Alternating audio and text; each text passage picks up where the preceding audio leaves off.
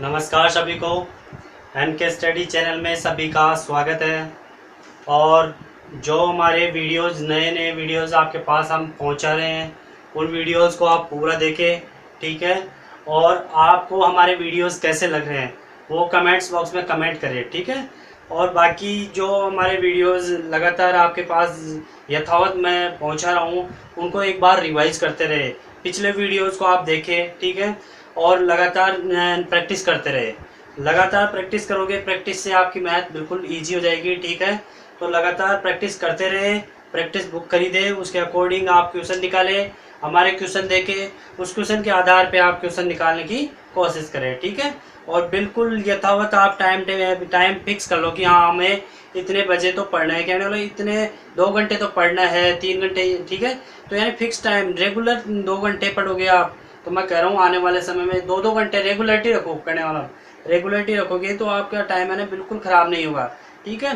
तो आज हम जो टॉपिक पढ़ने जा रहे हैं वो टॉपिक आज का टॉपिक रहेगा हमारा प्रिज्म, यानी प्रिज्म के बारे में पढ़ेंगे। पिछला हमने टॉपिक पढ़ा था पिरामिड, यानी पिरामिड के बारे में क्या थ्योरी थी, उसके फॉर्मूले क्या थे, क्वेश्चन किस प्रकार के आते हैं वो देखे थे।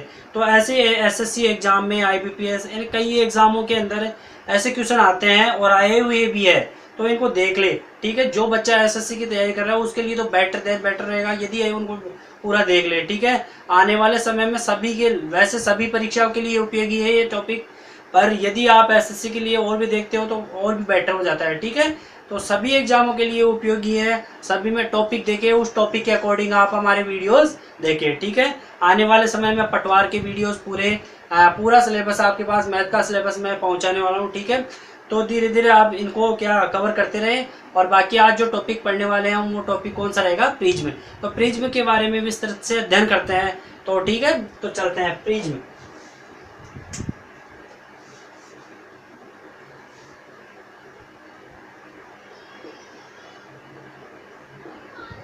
प्रिज्म, ठीक है।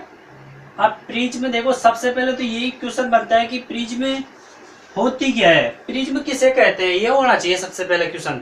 सबसे पहला क्वेश्चन यही होना चाहिए कि प्रिज्म होती क्या है।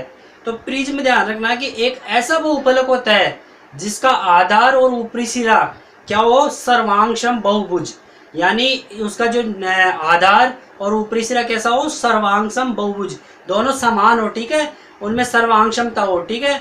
और बाकी जो पार्श्व फलक हो वो समांतर चतुर्भुज के, जो आयत भी हो सकता है और वर्ग भी हो सकता है, के आकार के हो, उसे क्या कहेंगे, प्रिज्म कहेंगे।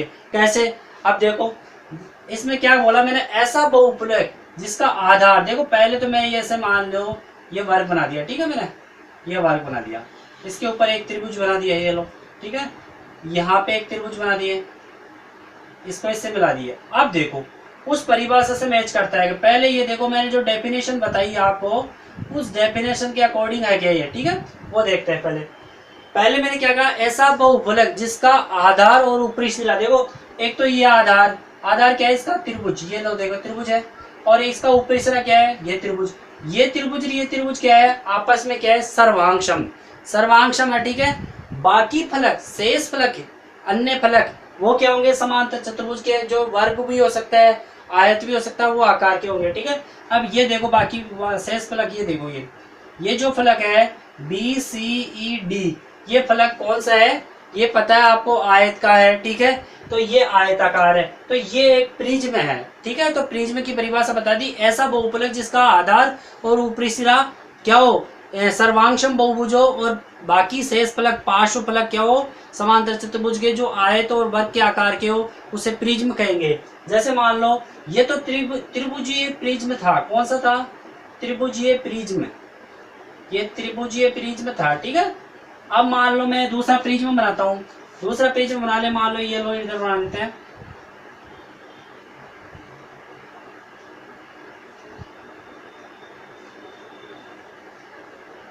ये प्रिज्म है, इसको इससे मिलाएंगे, इसको इससे मिलाएंगे, ठीक है, ये लो। अब ये जो प्रिज्म है, ये यहाँ पे मिलेगा, ठीक है।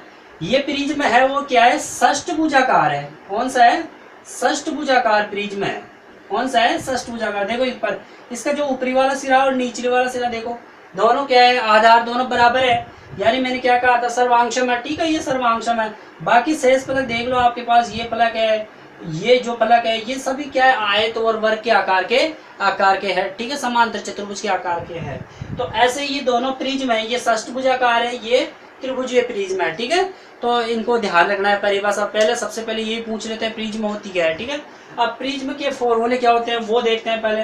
तो प्रिज्म के फॉर्मूले क्या होंगे वो देखेंगे सबसे पहले, ठीक है। अब देखो, आपको निकालना हो प्रिज्म का पृष्ठीय क्षेत्रफल। प्रिज्म का क्या निकालना हो, पृष्ठीय क्षेत्रफल। प्रिज्म का पृष्ठीय क्षेत्रफल निकालना हो तो इसका फॉर्मूला क्या रहेगा, आधार का परिमाप इंटू ऊंचाई, आधार का परिमाप इंटू ऊंचाई, ये इसका फॉर्मूला रहेगा, ठीक है। तो प्रिज्म का पृष्ठीय क्षेत्रफल क्या हो गया, आधार का परिमाप इंटू क्या हो गई, ऊंचाई। अब निकालना हो आपको प्रिज्म का टोटल सरफेस एरिया, टीए से बोल देता हूँ, संपूर्ण पृष्ठीय क्षेत्रफल।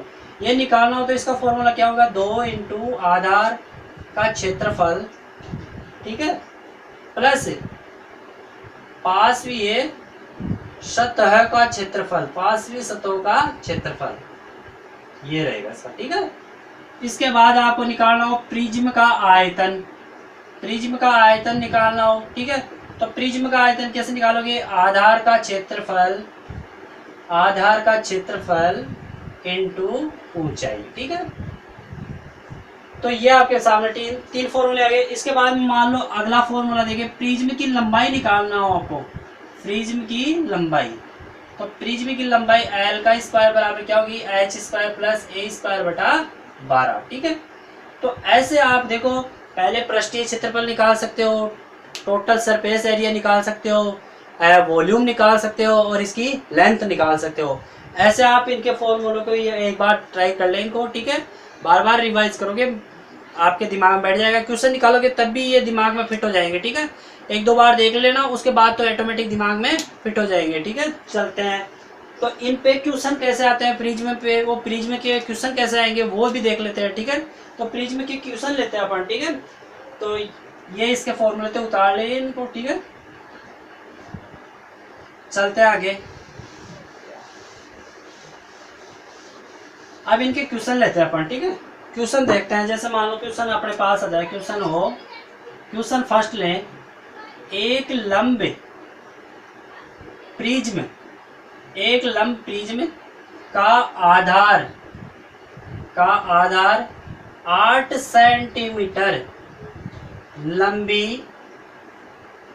सेंटीमीटर लंबी भुजाओं वाला एक समबाहु त्रिभुज है, एक है समबाहु त्रिभुज है, ठीक है। एक लंब प्रिज्म का आधार 8 सेंटीमीटर लंबी भुजाओं वाला एक समबाहु त्रिभुज है तथा प्रिज्म की ऊंचाई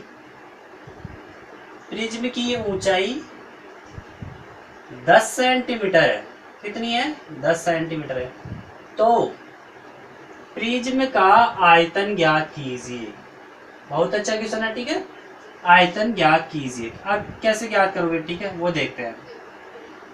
देखो, पहले क्वेश्चन को अच्छे से एक बार पढ़ ले, ठीक है।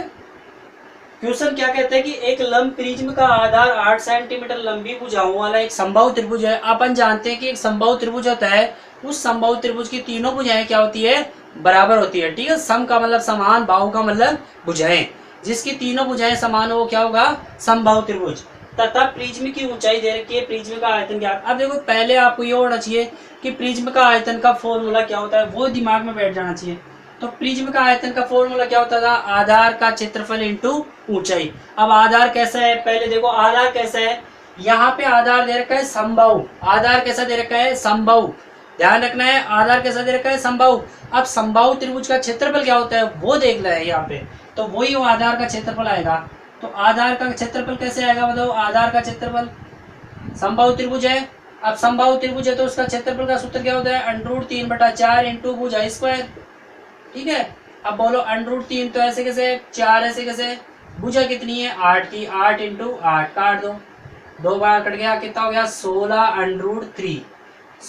√3 सेंटीमीटर इसकी क्या आ गई सेंटीमीटर स्क्वायर, इसका क्या आ गया, क्षेत्रफल आ गया। ठीक है, आधार का क्षेत्रफल आ गया। कैसे आया, आधार कैसा था, समबाहु, समबाहु त्रिभुज का क्षेत्रफल क्या होता है, √3 बटा 4 इंटू भुजा स्क्वायर, वो लगा दिया मैंने। अब क्या करना है, आयतन निकालना है, निकाल लो।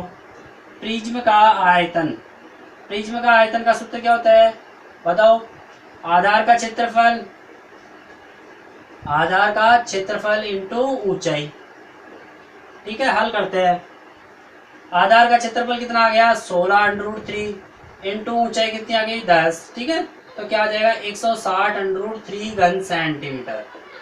ये इसका क्या आ गया, वॉल्यूम, इसका वॉल्यूम आ चुका है। ठीक है, इसका वॉल्यूम कितना आ गया, 160 √3 घन सेंटीमीटर इसका वॉल्यूम आटे। ठीक है, तो इसको ऐसे निकाल सकते हो आप आराम से। ठीक है, क्वेश्चन को एक बार अच्छे से पढ़ ले। ठीक है, टाइम लग सकता है शुरू में, कोई दिक्कत नहीं है, प्रैक्टिस हो जाएगी, बाद में बिल्कुल दिमाग में फिट हो जाएगा। ठीक है, तो पहले एक बार क्वेश्चन को एक बार नहीं समझ में आया दोबारा पढ़ लो। ठीक है, पढ़ने में कोई एतराज नहीं है। आगे चलते हैं, नेक्स्ट क्वेश्चन लेते हैं। नेक्स्ट क्वेश्चन मान लो क्वेश्चन नंबर 2, जैसे एक लंब प्रिज्म, एक लंब प्रिज्म जिसका आधार 6 सेंटीमीटर लंबी भुजाओं वाला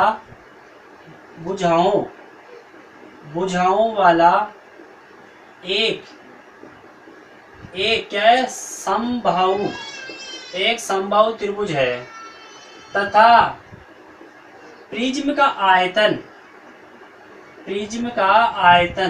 आपको प्रिज्म का आयतन दे रखा है, मान लो 108 √3 घन सेंटीमीटर मान लो। ठीक है, ये प्रिज्म का आयतन है। ठीक है, प्रिज्म का आयतन कितना दिया है, 108 √3 घन सेंटीमीटर है।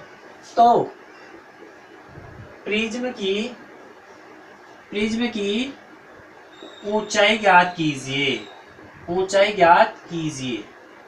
ठीक है, अच्छा क्वेश्चन है। देखो, अब देखो यहाँ पे वही बात, यहाँ पे समबाहु त्रिभुज है, यानी आधार का क्षेत्रफल क्या आएगा, √3 बटा 4 इंटू भुजा स्क्वायर।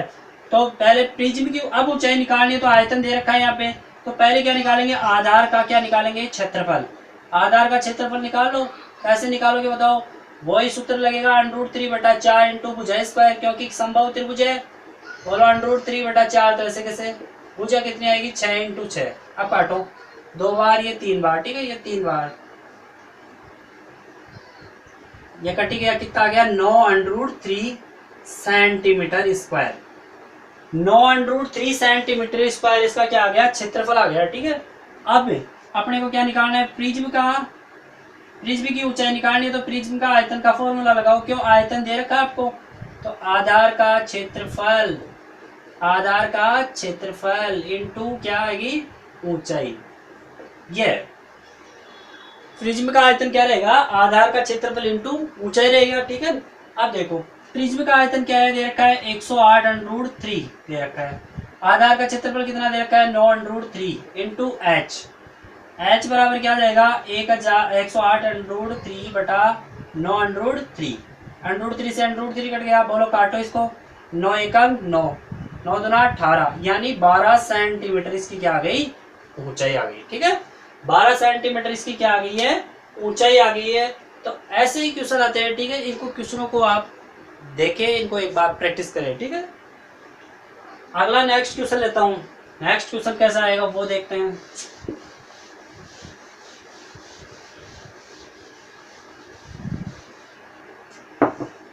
क्वेश्चन नंबर 3 लेते हैं। ठीक है, अच्छा क्वेश्चन है भी।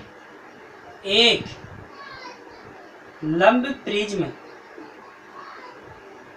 समलंब चतुर्भुज के आकार का है,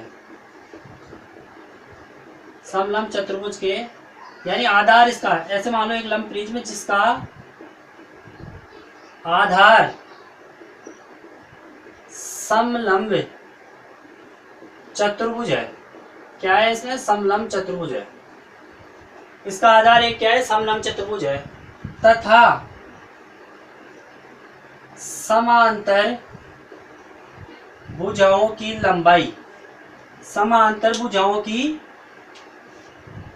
लंबाई, समांतर भुजाओं की लंबाई क्या है? देखो एक तो मान लो लंबाई 14 सेंटीमीटर व 8 सेंटीमीटर है। कितनी है? 14 सेंटीमीटर व 8 सेंटीमीटर है, तथा बीच की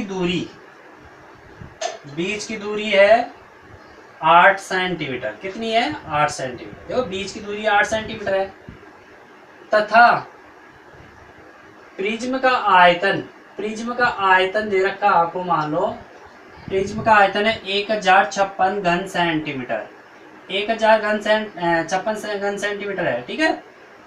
प्रिज्म का आयतन ये है, तो प्रिज्म की ऊंचाई ज्ञात कीजिए। ये क्वेश्चन है, ठीक है। अब देखो ये क्वेश्चन था, अब इसको कैसे निकालना है? यहाँ पे देखो समलंब चतुर्भुज है, आधार कैसा है? समलंब चतुर्भुज। और समलंब चतुर्भुज है तो आधार का क्षेत्रफल, समलंब चतुर्भुज का क्षेत्रफल का सूत्र क्या होता है पता है? 1/2 समांतर भुजाओं का योग, समांतर भुजाओं का योग उनके बीच की दूरी। ये इसका फॉर्मूला है समलंब चतुर्भुज का, ठीक है। समलंब चतुर्भुज का क्षेत्रफल क्या होता है? 1/2 समांतर भुजाओं का योग इंटू उनकी बीच की दूरी। पहले ये निकालते हैं तो 1/2, तो ऐसे कैसे? समांतर भुजाएं 14 + 8 हो जाएगी, ठीक है, इंटू कितनी हो जाएगी? 8। ये काट दो, कितना हो जाएगा? 4 बार। कितना हो गया? 4 इंटू कितने हो गए बोलो इसको? 22। तो कितने आ गए? 88 सेंटीमीटर स्क्वायर। 88 सेंटीमीटर स्क्वायर क्या आ गया? इसका क्षेत्रफल आ गया। अब क्या निकालेंगे? देखो अब अपने को आयतन दे ही रखा है, अब अपने को ऊंचाई निकालनी है, तो कैसे निकालेंगे? वही प्रिज्म का आयतन का फॉर्मूला लगाओ। प्रिज्म का आयतन क्या होता है? आधार का क्षेत्रफल इंटू ऊंचाई। आधार का क्षेत्रफल इंटू ऊंचाई। देखो प्रिज्म का आयतन 1056 दे ही रखा है, ठीक है। कितना दे रखा है? 1056। और ये कितना दिया है आपको? 88 इंटू एच। तो एच बराबर क्या आ जाएगा? एच बराबर आ जाएगा 1056 में किसका भाग देंगे? 88 का। 1056 में 88 का भाग दोगे, कितना आ जाएगा? 12 सेंटीमीटर। कितना आ जाएगा? 12 सेंटीमीटर। यानी जो इसकी ऊंचाई आएगी वो ऊंचाई कितनी आ जाएगी? 12 सेंटीमीटर आ जाएगी इसकी ऊंचाई। तो ऐसे आप क्वेश्चन इनको ट्राई करें, ठीक है। ऐसे क्वेश्चन ही ले और क्वेश्चनों को ट्राई करते रहे, ठीक है। और जो पिछले पेपर आए हुए हैं, एग्जाम लगी हुई हैं, उनके भी क्वेश्चन देखे। प्रिज्म पे, पिरामिड पे, घन घनाभ, मैंने जो टॉपिक पढ़ा दिए, पूरी ट्रिगोनोमेट्री पढ़ा दी, बीजगणित पढ़ा दिया आपके लिए, ठीक है। और आपको पृष्ठीय क्षेत्रफल और आयतन का कल लास्ट टॉपिक हो जाएगा, ठीक है। तो ये पूरे टॉपिक आपके सामने प्रस्तुत कर दिए हैं, इससे अलावा कोई बाहर नहीं निकलेगा क्वेश्चन, ठीक है। यदि आप इनको वीडियोस को पूरा देख रहे हो, मैं कह रहा हूँ लगातार यदि मेरे वीडियोस को आप देखते हो और उनको अच्छे से समझने की कोशिश करते हो, आपको कोई चैलेंज नहीं करेगा, ठीक है। ऐसे ही क्वेश्चन आते हैं, कोई बाहर से क्वेश्चन नहीं आता है, ठीक है। तो आप इनको देखें, एक बार वीडियोस को देखें, जिनको ज़रूरत है उनको पास पहुँचाए। जो वीडियोस नहीं देखना चाहते हैं कोई बात नहीं है, जो बच्चे देखना चाहते हैं उनकी तो हेल्प करें, ठीक है। तो उनके पास पहुँचाए और हमारे चैनल को सब्सक्राइब करें। तो जैसे ही सब्सक्राइब करोगे, नए वीडियो जैसे पहुँचेंगे, डालेंगे, हम अपलोड करेंगे, तो आपके पास उनका मैसेज आ जाएगा और आप उनको आराम से देख सकते हो। वैसे मैं रेगुलर वीडियोस डाल रहा हूँ और इनको देखें, ठीक है। तो जो नेक्स्ट वीडियो आने वाले हैं वो भी अच्छे वीडियो आएंगे, ठीक है। और कुछ समय बाद मैं फिजिक्स की लगातार क्लास आपके सामने प्रस्तुत करने वाला हूँ, ठीक है। तो जो भी फिजिक्स के बच्चे हैं वो इसको चैनल को सब्सक्राइब कर लें, ठीक है। और आगे हम चलते रहेंगे, ठीक है। तो आज के लिए इतना ही। थैंक यू, धन्यवाद।